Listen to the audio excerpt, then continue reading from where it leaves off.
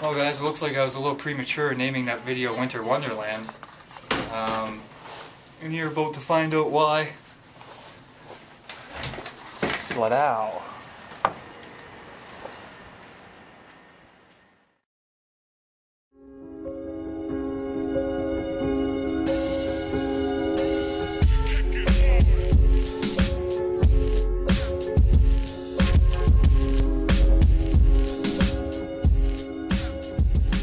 This time of the day when the shift's over. So, time to go home. It's story time. It's been about an hour since that last clip you just saw, and that is what it's like outside now. It is miserable. It is coming down in buckets. So there's a very high chance I'll lose my power probably within the next few hours. So let's get right to it, shall we? Moving in with this family was a very positive change in my life from what I was used to with the abuse and the neglect. Judy, always gave me the chance to go out and, have fun, play with friends. Don't be afraid to interact with people. Don't be afraid to go out and get dirty. I did get in a lot of trouble. The MPs, the military police on the base that we lived on knew me quite well. By the time I was 12, they knew me by the first name, and they were always looking for me. But all in all, she was always a positive influence regardless of what happened. She would always tell me, this is what you did wrong, this is what you could have done better, this is how to properly handle a situation like that. And that was constant. No matter what I did, she was always there with that information, always there supporting me and pushing me forward. And because she worked in the airline industry, there was always banquets and golf tournaments and stuff like that she was always going to. So I got to meet a lot of celebrities over the years. I even got to go to Toronto and put the World Series trophy together. I got to hold the Stanley Cup myself. I've met countless numbers of hockey players: Sergei Fedorov, Vladimir Konstantinov, Doug Gilmour, Dave Ellett. There's a whole list of them. I mean, I've even played street hockey with Ladislav Tretiak, the goalie from Russia during the Canada-Russia series. So I mean, things were really good.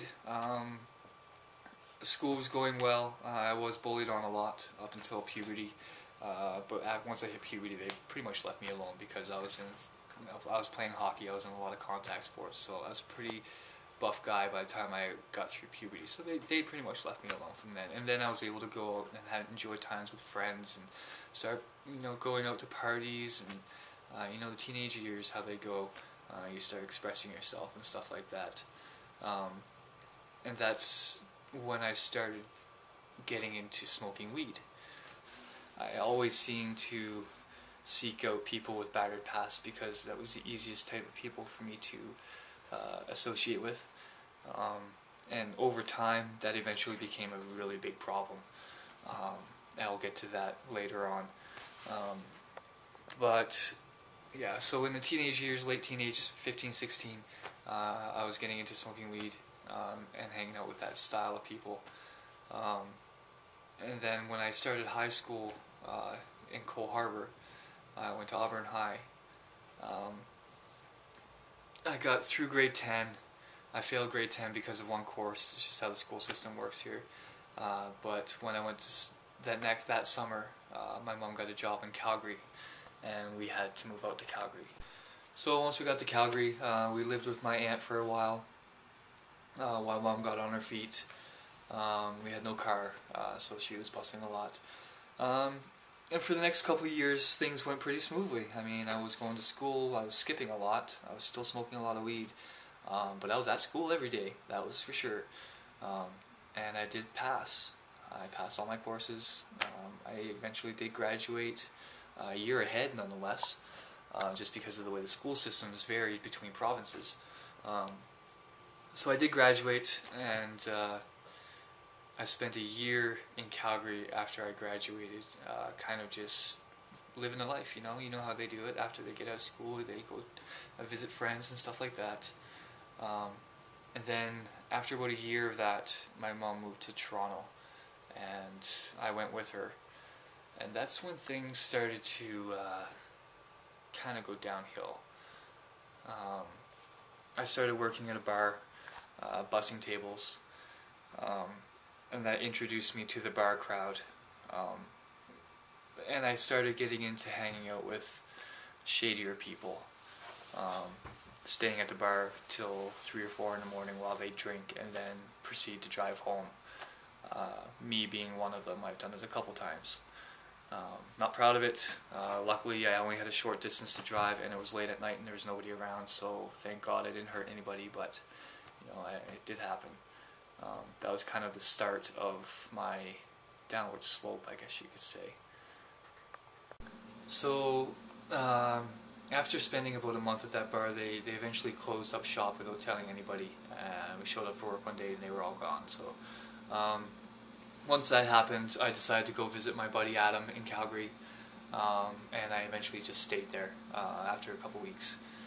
And I stayed with Adam for a few months before I met this girl Megan, who introduced me to the drug ecstasy. Yeah, the next 3 years were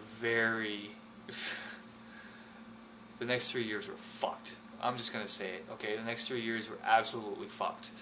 Hope you're ready for this one. Oh, those were not good years. Alright. So I moved in there December of 2000. At this time, I was just starting to get full-time smoking weed, no drinking, but lots of going out and partying. So when I first moved into this house, they would have a lot of house parties. There were 6 of us living there. It was a pretty big house, nice end of town in Calgary.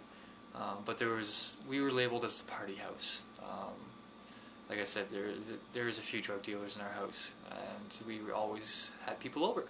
You guys know how it goes, right? And for the next 3 years, it was basically a non-stop party. Constant drugs, constant music, constant skipping work. I went through countless amounts of jobs. It was embarrassing. Just because partying to me was more important than going to work.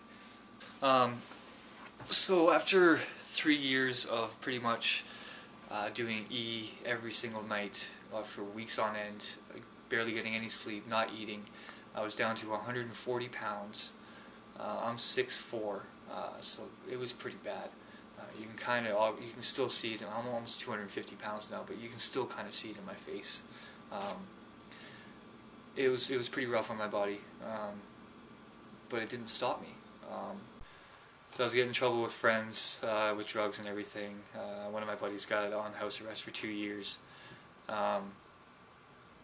And the people that I cling to during these times, it was a couple. I won't say their names strictly because you guys know how that goes. But you know, these guys were my everything, and they moved away. So when they moved away, my whole world kind of came to an end real quick because I was still on this E-high that never seemed to stop. So when they moved away, me and the guy who was on house arrest moved in with each other, and within a week we got into an argument which escalated into him literally beating me to the ground. He went into a rage and literally beat me to a pulp. He eventually snapped out of it when I was unconscious on the ground a couple hours after he started beating on me, and he called the cops and the ambulance and everything. After the next day, I moved back to my mother's in Toronto. So tomorrow we'll pick up from there. I hope you guys are enjoying these little stories. The next few years are going to be very difficult for me to talk about. They weren't... it's going to be difficult for me to talk about. So stay tuned, watch tomorrow. It should be interesting. I might even break down a couple times. Stay tuned. Check out my Twitter, twitter.com/WisemanTimes. Remember to subscribe, rate, comment, all that sort of stuff. And hopefully I haven't depressed you too much, and I'll see you tomorrow.